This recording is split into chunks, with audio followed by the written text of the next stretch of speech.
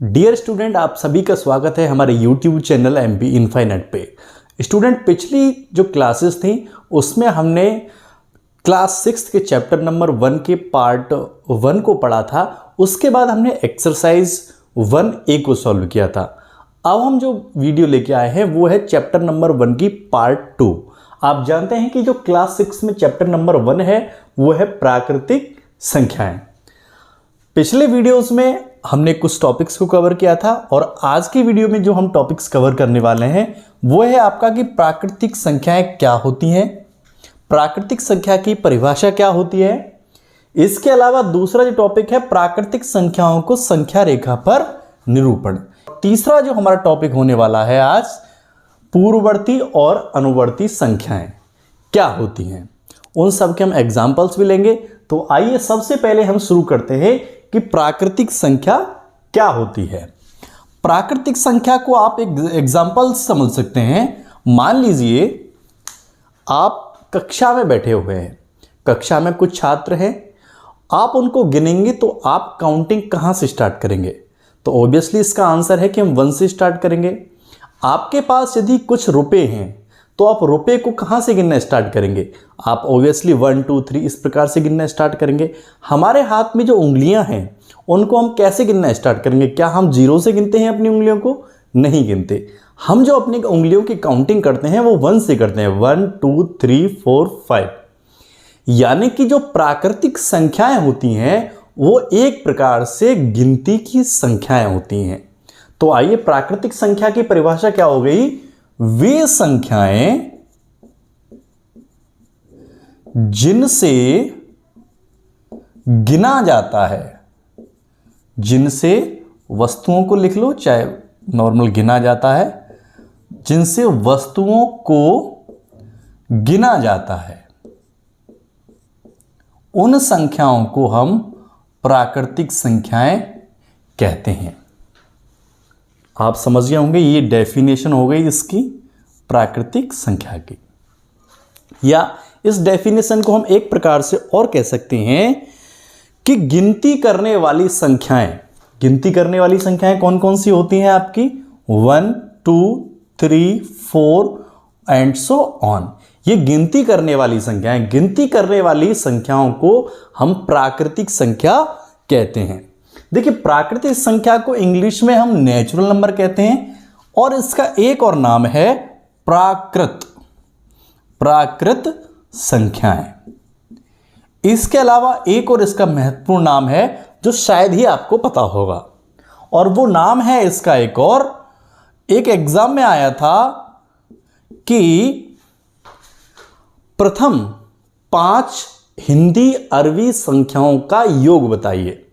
यदि आपको ये नहीं पता होता कि हिंदी अरबी संख्याएं किन्हें कहते हैं तो शायद आप उस क्वेश्चन को नहीं कर पाते। तो आप देख सकते हैं कि प्राकृतिक संख्या को इंग्लिश में नेचुरल नंबर, और एक और नाम इसका प्राकृत संख्याएं, और जो इसका अगला नाम है वो है हिंदी अरबी संख्याएं। अब जो प्राकृतिक संख्याएं होती हैं वो होती हैं आपके 1 से स्टार्ट, 1 से लेके इन्फिनिटी तक। प्राकृतिक संख्याएं कहां से कहां तक होती हैं? 1 से लेके इन्फिनिटी तक। और जो प्राकृतिक संख्याओं का जो सेट होता है उसे हम n से डिनोट करते हैं। n में जो संख्या आती हैं वो 1 से स्टार्ट होके और इन्फिनिटी तक जाती हैं। यानी कि नेचुरल नंबर जो होते हैं वो 1 से स्टार्ट होके अनंत तक जाते हैं। अब आपसे पूछा जाए कि नेचुरल नंबर में सबसे छोटी संख्या कौन सी होगी? आप क्वेश्चन को ध्यान से सुनेंगे। नेचुरल नंबर में सबसे छोटी संख्या कौन सी होगी? आप जानते हैं कि नेचुरल नंबर कहां से स्टार्ट होता है? 1 से। तो इसका मतलब जो सबसे छोटी संख्या होने वाली है वो आपकी नेचुरल नंबर में 1 ही होगी। 0 होती है, लेकिन 0 आपकी जब हम आगे पढ़ाएंगे पूर्णांक या पूर्ण संख्याएं, उसमें हम उस टॉपिक को कवर करेंगे। तो यहां पर नेचुरल नंबर में जो आपकी सबसे छोटी संख्या होने वाली है वो है आपकी 1, सबसे छोटी संख्या। तो आपकी सबसे छोटी संख्या आई 1। अब यहां पर एक और क्वेश्चन अराइज होता है कि प्राकृतिक संख्याओं में सबसे बड़ी संख्या कौन सी होगी?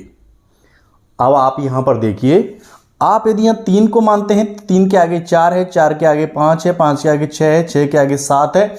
आप यदि 1 लाख लिखते हैं तो 1 लाख के आगे भी संख्या हो जाएगी। इस प्रकार से यहां पर सबसे बड़ी संख्या निकालना पॉसिबल नहीं है, क्योंकि आप जो भी संख्या आप मन में विचार करेंगे उसकी अगली संख्या निश्चित रूप से कोई ना कोई होगी। तो यहां पर हम ये कह सकते हैं कि जो सबसे बड़ी संख्या है वो आप डिफाइन नहीं कर सकते, यानी कि नहीं होती, आप नॉट डिफाइंड लिख सकते हैं। नॉट डिफाइंड यानी कि, या नॉट फाइंड यानी कि आप प्राप्त नहीं कर सकते। उम्मीद करते हैं कि आपको नेचुरल नंबर समझ में आया होगा। डियर स्टूडेंट, अब हम बात करने वाले हैं कि प्राकृतिक संख्या को संख्या रेखा पर किस प्रकार से निरूपित किया जा सकता है। देखिए, सबसे पहले आप रेखा को समझिए। रेखा क्या होता है? ये एक रेखा है। थोड़ा सा हम डिफरेंस बेशक बड़ी क्लास का है, लेकिन आपको बता देते हैं। जब यदि यहां पर इस प्रकार से कोई रेखा आ जाए, ये ए पॉइंट और ये बी पॉइंट, यानी कि रेखाओं का शुरुआत भी हो और अंत भी हो, तो उसे तो हम कहते हैं रेखा खंड। क्या कहते हैं? रेखा और खंड, यानी कि रेखा का खंड माने टुकड़ा, यानी कि रेखा का कुछ हिस्सा। लेकिन जो रेखा होती है उसका हम दोनों पॉइंट्स को डिसाइड नहीं कर सकते, क्योंकि रेखा बहुत बड़ी एक कंसेप्ट होता है। तो आइए अब हम प्राकृतिक संख्याओं को संख्या रेखा पर लिखते हैं। मान लीजिए ये एक कोई रेखा है, मैं इसे थोड़ा सा और बड़ा बना लेता हूं और इस पर हमें प्राकृतिक संख्याओं को लिखना है। हम पैमाने की सहायता से या कुछ इस प्रकार से मान के कुछ दूरी पर हम बिंदु लगा लेते हैं एक अनुमान से।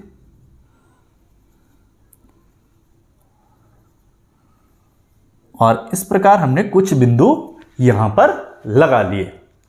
अब देखिए, हमें 1 से लेके और आप कह सकते हैं अनंत तक प्राकृतिक संख्याएं होती है, तो हम उनको किस प्रकार से लिखेंगे? 1 2 3 4 5 6 7 8 और एंड सो ऑन। बहुत सारे पॉइंट आपके हो सकते हैं, क्योंकि हमने आपको बताया कि प्राकृतिक संख्याएं अनंत तक होती हैं। अब यहां पर एक चीज समझने वाली है, बड़े ध्यान से आप समझेंगे। मान लीजिए आप यहां पर बैठे हैं, यदि आप अपनी उल्टी साइड जाते हैं, बाईं साइड, आप इधर बाईं साइड गए तो आप देखते हैं कि संख्याएं वो छोटी होती चली जाती हैं। लेकिन इधर हम यदि दाईं साइड जाते हैं, ये बाईं साइड हो गई और ये आपकी दाईं साइड हो गई। आप देखते हैं यदि हम बाईं साइड जाते हैं तो संख्याएं छोटी होती चली जाती है, लेकिन जैसे ही हम दाईं साइड आगे की तरफ बढ़ते हैं तो ये संख्याएं बड़ी होती चली जाती हैं। तो यहां पर ये चीज नोट करने वाली है। आपसे क्वेश्चन पूछा जा सकता है कि संख्या रेखा पर बाईं तरफ चलने पर संख्याओं पर क्या प्रभाव पड़ता है? तो आप कहेंगे कि संख्याएं छोटी होती चली जाती हैं, और दाईं तरफ जब जाएंगे तो संख्याएं वो बड़ी होती चली जाएंगी। यहां पर आप देख सकते हैं कि सबसे छोटी जो प्राकृतिक संख्या है वो 1 है, और बड़ी संख्या हम इसमें डिफाइन नहीं कर सकते। अब हमारा जो तीसरा पॉइंट है आज का, वो है कि पूर्ववर्ती और अनुवर्ती संख्याएं क्या होती हैं। सबसे पहले हम बात करेंगे पूर्ववर्ती संख्या पर। पूर्ववर्ती संख्या के कई सारे नाम हैं। आपको एग्जाम में किसी भी प्रकार से दिया जाए तो आप ध्यान से उस क्वेश्चन को करेंगे। हिंदी में इसका नाम होता है पूर्ववर्ती, और इंग्लिश में इसका नाम होता है प्रीसीडिंग नंबर, या इसको एक और नाम देते हैं हम प्रीडिसेसर।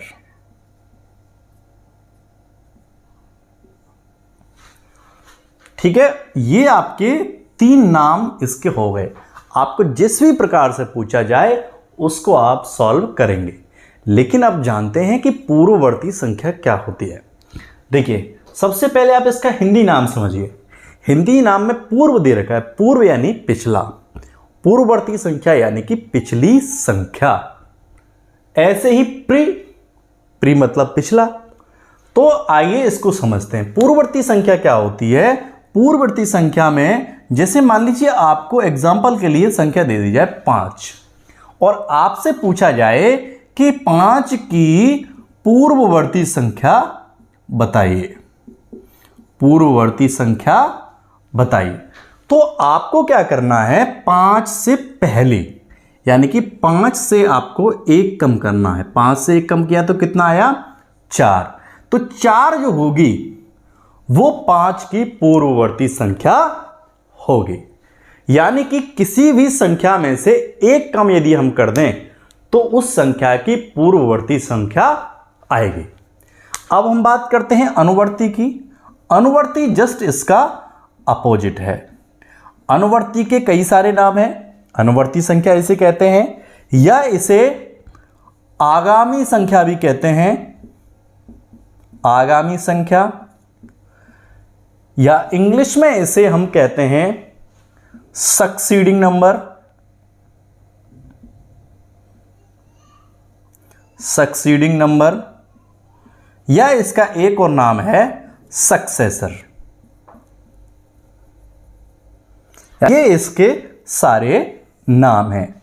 आइए जानते हैं अनुवर्ती क्या होती है। अनुवर्ती यानी कि अगली संख्या।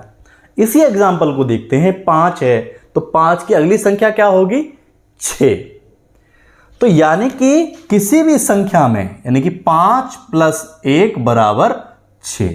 यानी कि किसी भी संख्या में जब हम 1 जोड़ देते हैं तो हमें मिलती है अनुवर्ती संख्या, या इंग्लिश में कहें तो सक्सेसर या सक्सीडिंग नंबर।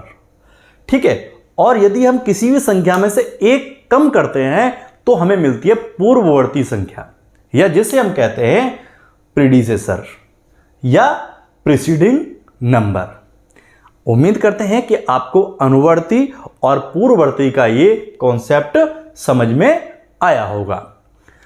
आपको ये वीडियो कैसी लगी?